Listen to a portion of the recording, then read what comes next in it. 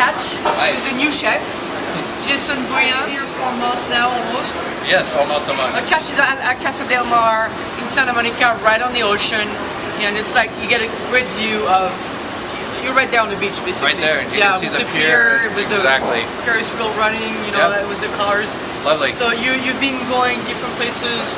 Last place you were was Grace with Neil Fraser, and then before that you went different places with Volcan Putt. Yep, I was at sagos and different Grenada and for a long time, so it's nice to be back at the beach.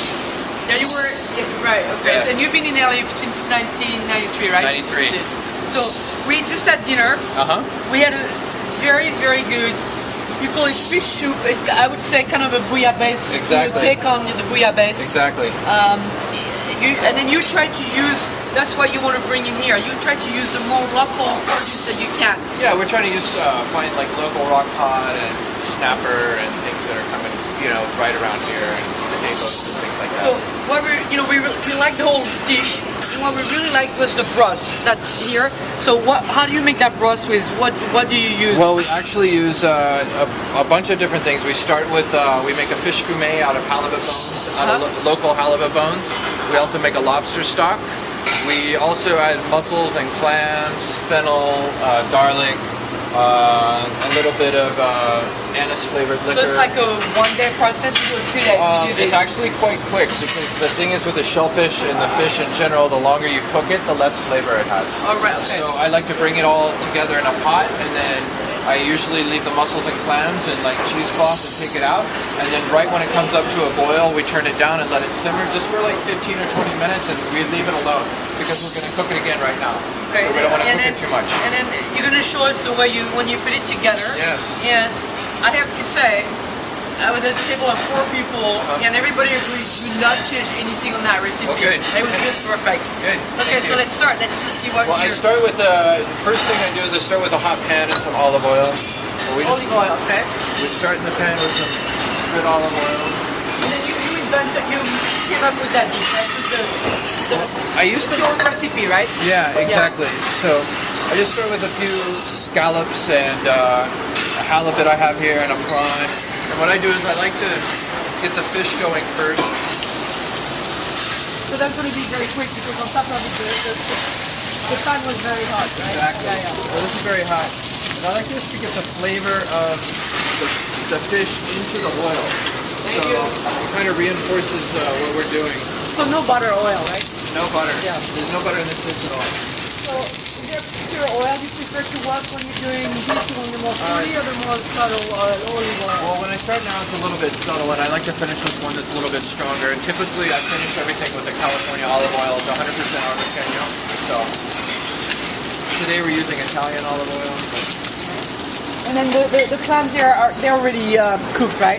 These are actually, they're just drinking up the wine. I have some wine in there, so they started to open up a little bit. Okay. So what we're going to add then, I'll show you. So what clams are these? These are just Manila clams, and then these are mussels from the East Coast. So what I like to do typically is I just get a little bit of color on everything. Just like that. And we take it out. This is maybe something I do different. I think typically a lot of people, they used to throw everything in here, but not everything cooks at the same time. Right. So you only do one side, or? I do one side because what I do is I do one side, I leave everything in the pan, and then we have to be careful so we don't want to start a fire. Pull it away from the heat, and then I add the mussels, the clams. Put a little piece of smashed garlic in there. Turn the heat back up. And again. Now we add, this is just the anise flavored liqueur. You can use Pernod or something like that. Before you get that little twist of that liqueur. Let me smell.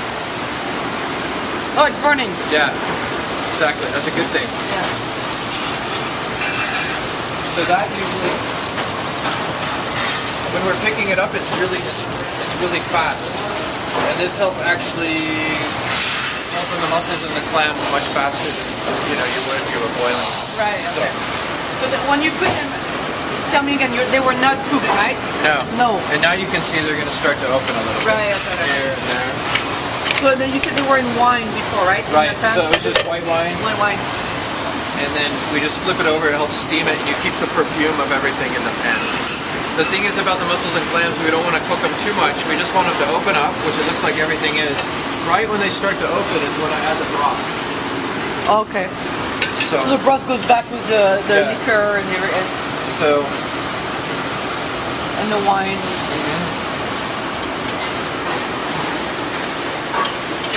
and then we turn the heat up again.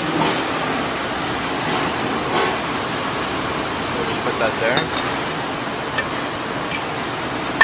And now we see everything is opened up. Right. And you don't want to cook it too long or they start to dry out. Right. And you lose that lovely, you know, what you guys are describing is that lovely kind of ocean flavor. Well, now you're doing the other side. Now we put the other side in. And I don't really like to keep the heat too high once it's in here. Everything will get kind of rubbery and mushy. Right. And So it's actually a very healthy dish, right? very much so. There's no fat. The only fat is what the oil you Yeah, the olive oil, put which, to- exactly, which is really good for us. Right. So, put some little basil leaves or fresh parsley in here now. And then of course I always like to, I usually taste it right now to see where we're at. Maybe Sophie wants to try it. After my. Yeah. It's good, right? Okay. I need a little bit of salt just to help it along. But we can see the fish is already almost there. Yeah. Everything's there. So what I do is I usually start taking the mussels and clams are good and I start arranging it in the bowl while everything else is still Oh, it's cooking. still cooking, right? Okay. So that way this isn't overcooking. So it's like a dish that's done at the last minute. Exactly. You can't prepare it in advance. No, you don't want to. No, we make yeah. we make the broth in advance, but everything But else is kind of cooked. So À la minute, yeah. So everyone's is a little bit different, you know, in the sense that. But the nice thing about this dish is a lot of different types of fish work. And what we do when we make the broth, we use the fish bones, the fish heads, all the good stuff that we get when we fillet our fish that most people throw in the trash. Right. So yeah. it's also, we're kind of recycling That's too. what I was going to you know? say. When you said you use the fish bone Yeah, exactly. from the other dish. That way we don't really waste anything. But it's almost done now, right? Yeah, our beautiful prawn. Okay. And then I bring this just back up to a boil a little bit. And then a little more herbs. And then tell us about in French for the bouillabaisse we call rouille. Rouille, which usually has the peppers or potato and the saffron in it. Yeah, so my this- twist is I felt like, you know, rouille has such a strong flavor, and I wanted to be able to maybe just have something where the fish kind of stood out a little bit more. So what I did is I made a garlic aioli. Right. You know, and a garlic rouille. However, it's a little bit more complex in the sense that I use a roasted garlic, a blanched garlic, and then a garlic that I cooked in milk. So three different garlics. Cooking meal for how long? Yeah, just for maybe an hour or two. Oh. Really slow though. Right. Okay. And then the idea is, you know, So basically, you cook it peeled, of course. right. Yeah. And that way you kind of get that real true garlic flavor. And Olive people- oil. You like olive oil? I love olive oil. You have to have the olive oil. Okay. And voila, there we go. So Yes. this is it. Perfect. Thank you, chef.